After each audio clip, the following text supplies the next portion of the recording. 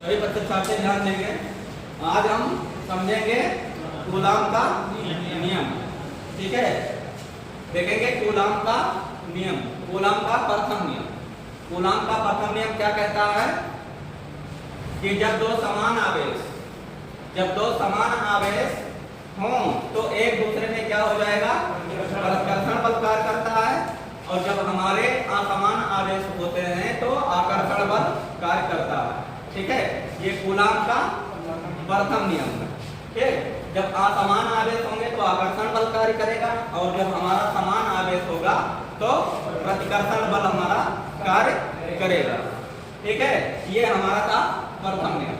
और दूसरा नियम, कूलाम का दूसरा नियम कहता है, कूलाम के द्वितीय नियम के अनुसार दो बिंदु आवेशों के बीच लगने वाला बल, दो बिंदु आवेशों के बीच लगने वाला बल इन दोनों आवेशों के गुणनफल के समानुपाती होता है। यानी कि Q1 Q2 के गुणनफल के समानुपाती होता है। ठीक है, ये हमारा एक पॉइंट हो गया किसके, कूलाम के दूसरे नियम में।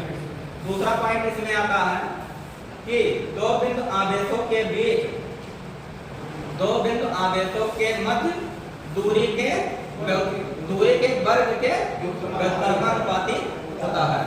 जो हमारा Q1 और Q2 दो आवेश हैं, उसके बीच जो हमारी दूरी है T, ठीक, तो इन दोनों के बीच जो लगने वाला बल होगा वो हमारा दूरी के वर्ग के समानुपाती होगा। ठीक है, तो ये हमारा था कूलाम का दूसरा नियम। तो एक समीकरण हमारा ये हो गया, दूसरा समीकरण ये हो गया। ठीक, अब इन दोनों समीकरण को क्या करेंगे, हल करेंगे। ठीक है, इन दोनों समीकरण को जब हम हल करेंगे तो पहले लिखेंगे F समानुपाती Q1 Q2। ठीक, ये हमारा हो गया समीकरण नंबर 1। ठीक, समीकरण नंबर 1 से हमने रख दिया F समानुपाती Q1 Q2। ठीक है, अब इसके बाद समीकरण 2 को उठाना है और इसे F के समानुपाती रखना। ठीक है, F के समानुपाती रखेंगे तो 1/d²। ठीक, अगर ऐसे पढ़ेंगे F कर्मानुपाती d²। ठीक, यह समानुपाती 1/d²। अब इसको हमें यहाँ रखना है, दोनों समीकरण को हल करके। तो फिर जब दोनों समीकरण को हल करके यहाँ रखेंगे, आप जैसे यहाँ गुणा कराएंगे 1/d², फिर दूसरे लाइन में जाएंगे तो Q1 Q2 का 1 में गुणा कराएंगे तो क्या हो जाएगा, Q1 × Q2।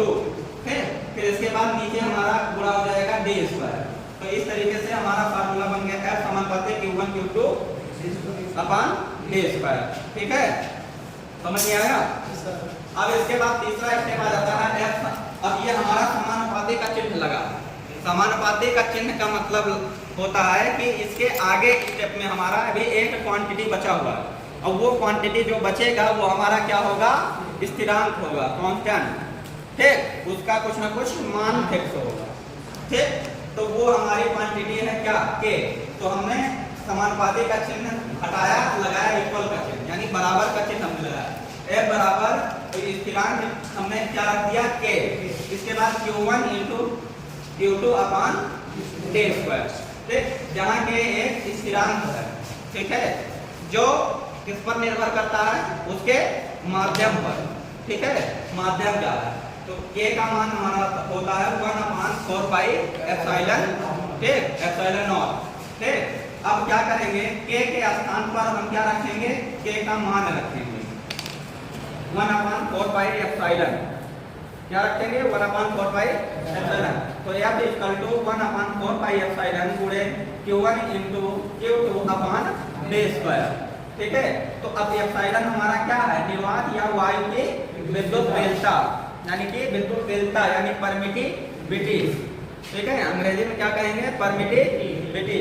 तो जो हमारा निर्वात या वायु की विद्युत वेलता होगी वो हमारा क्या होगा, 8.854 × 10⁻⁻12। ठीक, और इसका मात्रक जो होगा फैराड/मीटर। ठीक, किसकी, निर्वात वायु की विद्युत वेलता का मात्रक फैराड/मीटर होता है। ठीक, अब इसके बाद एक होता है एप्सिलॉन। एप्सिलॉन क्या है, हमारा विद्युत वेलता। ठीक, अब एप्सिलॉन का पूरा लिखोगे, फार्मूला होता है एप्सिलॉन = ε0 εr। ε0 हमने लिखा निर्वात की विद्युत वेलता या वायु की विद्युत वेलता। ठीक है। अब जो हमारा ये होगा एप्सिलॉन, ठीक, एप्सिलॉन जो होगा ये हमारा क्या होगा, एब्सोल्यूट परमिटिविटी। लेकिन जो हमारा एप्सिलॉन होगा वो क्या होगा, रिलेटिव परमिटिविटी। क्या होगा, रिलेटिव परमिटिविटी। ठीक, रिलेटिव परमिटिविटी का मतलब हो गया सापेक्ष विद्युतशीलता। सापेक्ष विद्युतशीलता की इकाई नहीं होती है, ठीक है, सापेक्ष विद्युतशीलता की कोई इकाई नहीं होती है। ठीक, तो ये रहा आपका कूलॉम का नियम। तो मेन फार्मूला आपका ये है F = 1/4 पाई एप्सिलॉन गुणे Q1 Q2 अपान J स्क्वायर। इसका मात्रक क्या हो जाएगा, न्यूटन। क्या है ये हमारा, दो बिंदु आवेशों के बीच लगने वाला बल, बल का मात्रक न्यूटन। अब आता है इकाई आवेश। ठीक, इकाई आवेश क्या होता है, तो इकाई आवेश क्या होगा कि दो बिंदु आवेश हमारे होंगे, क्या होंगे, दो बिंदु आवेश Q1 होंगे और Q2 होंगे। ठीक, और इनके बीच की दूरी हमारी क्या है, 1 मीटर।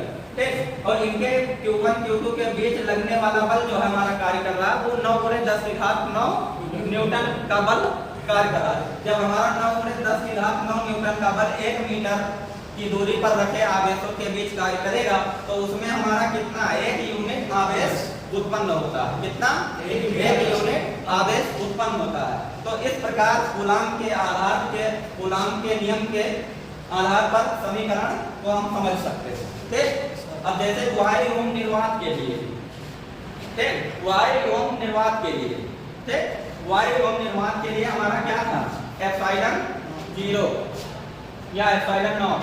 ठीक, तो एप्सिलॉन के तब जो हमारा फार्मूला बनेगा दो बिंदु आवेशों के बीच बल का, क्या करेंगे, कितना बल कार्य किया था, 9 × 10⁹ तो लिखेंगे 9 × 10⁹ गुणे Q1 Q2 अपान एप्सिलॉन 0 × J स्क्वायर। ठीक, ये हमारा हो गया वायु एवं निर्वात के लिए। अब इसके बाद आता है अन्य माध्यम के लिए। अन्य माध्यम जैसे कि हमारा रिलेटिव परमिटिविटी हो गया। ठीक, इसमें आप कोई भी माध्यम ले सकते हो। ठीक, और उस माध्यम का कोई ना कोई मान निर्धारित होगा।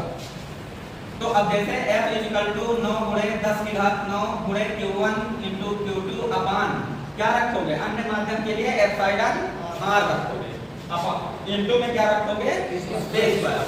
तो इस प्रकार जो है ये हमारा दो फार्मूला और आ गया, एक वायु और निर्वात के लिए, एक अन्य माध्यम के लिए। ठीक, तो ये 3 फार्मूला आपको याद रखना है। F = 1/4 pi epsilon 0 × Q1 Q2 अपान J स्क्वायर, और इसके बाद एक ये हमारा वायु और निर्वात के लिए और एक अन्य माध्यम के लिए। ठीक, समझ में आया? Yes sir. किसी को ना समझ में आया हो तो बता दीजिए कहाँ नहीं समझ में आया, देख लो एक बार। ठीक।